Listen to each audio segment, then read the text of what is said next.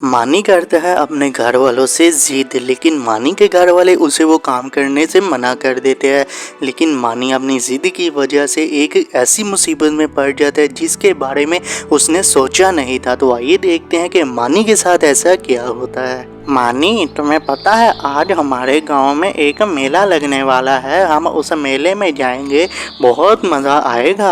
हाँ ठीक है, मैं रात को आऊँगा तुम्हारे पास, फिर हम चलेंगे मेले में। फिर मानी घर आ जाता है। मामा जी, अपने गांव में मेला लगने वाला है और उस मेले में मैंने भी जाना है। नहीं मानी, मेले में नहीं जाते, इतना रश होता है वहाँ। लेकिन मामा जी इतना मजा आता है, कुछ नहीं होता, जाने देना मुझे। मैंने तुम्हें कह दिया है ना कि नहीं जाना, अब जाओ अपने कमरे में और अपने स्कूल का काम करो जाकर। मामा जी वो मैंने अपने दोस्त के साथ करना है। चलो ठीक है, जाओ अब जाकर आराम कर लो। मानी अपनी माँ से झूठ बोलता है कि उसने अपने दोस्त के पास जाकर स्कूल का काम करना है और वो अपने दोस्त के पास चला जाता है। फिर मानी और उसका दोस्त मेले में जाते हैं। तो आइए आगे देखिए। जुनैद, तुम्हें पता है मैं अपने घर झूठ बोल कर आया हूँ। मैंने कहा है कि मैंने जुनैद के पास जाकर स्कूल का काम करना है, वरना उन्होंने तो मुझे मेले में आने की इजाज़त ही नहीं दी थी। अच्छा, मैंने तो अपने घर वालों से पूछा है, उन्होंने तो मुझे इजाज़त दे दी है। चलो अब चलें फिर मेले में ही। मानी और उसका दोस्त मेले में आ जाते हैं।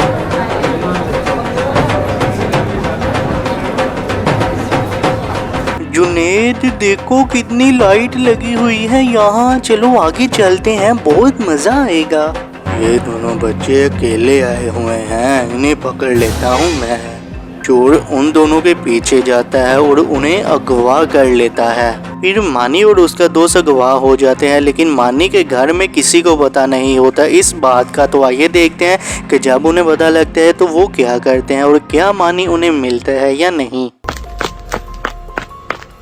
मानी के पापा, मैंने मानी को सारे घर में ढूंढ लिया और उसके कमरे में भी मैं देख कर आई हूँ, लेकिन वो मुझे नहीं नजर आ रहा, पता नहीं कहाँ चला गया है वो। अच्छा, कहाँ जा सकता है वो सुबह सुबह? मुझे लगता है वो कल रात से ही घर नहीं आया। मुझे तो वो कह कर गया था कि मैं अपने दोस्त के घर जा रहा हूँ, चले आए हम उसे वहाँ देखते हैं जाकर। मानी की माँ और उसका पापा चले जाते हैं मानी के दोस्त के घर।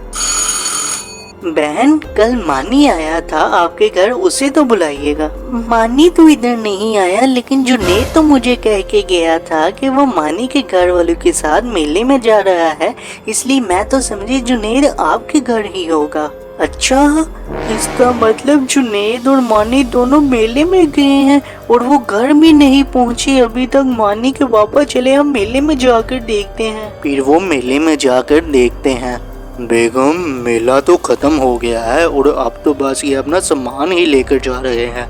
तुम मानेंगे पापा, आप इनका सामान देके मुझे लगता है इन्हीं में से किसी ने ये काम किया होगा। मेरा बेटा मुझे नहीं मिल रहा, आप करें कुछ। हाँ बेगम, मैं अभी पुलिस को फोन करता हूँ, वही आकर देखेंगे। फिर मानी का पापा पुलिस को फोन करता है और उन्हें बुला लेता है। इंस्पेक्टर साहब, मेरा बेटा रात को इस मेले में आया था, लेकिन वो अभी तक घर ही नहीं पहुँचा। आप फिक्र ना करें, मैं अभी इस पूरी जगह की तलाशी लेता हूँ। फिर इंस्पेक्टर उस पूरी जगह को देखता है, लेकिन मानी उसे नहीं मिलता और उसके बाद वो मेले वालों के पास जाता है।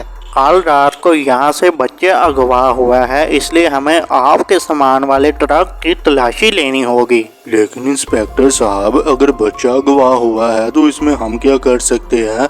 हमने थोड़ी किया है ये जो आप हमारे सामान की तलाशी लेने आ गए हैं। हमने यहाँ की तलाशी ली है, लेकिन वो हमें नहीं मिला, इसलिए हमें अपनी तसल्ली के लिए तलाशी तो लेनी ही होगी। फिर पुलिस वाला उनके ट्रक को चेक करता है और उन्हें मानी और उसका दोस्त उसके ट्रक में ही मिलता है। अच्छा, तो गांव में मेला लगाने के बहाने वहाँ से बच्चे अगवा करते हो? तुम सबको तो सख्त सजा दूंगा मैं। शुक्रिया इंस्पेक्टर साहब, आपकी वजह से आज हमारा बेटा हमें मिल गया। इस तरह से मानी की जिद की वजह से मानी अगवा होने वाला था और मानी अपने घर वालों से इस बात की माफी भी मांगता है और फिर सब घर चले जाते हैं।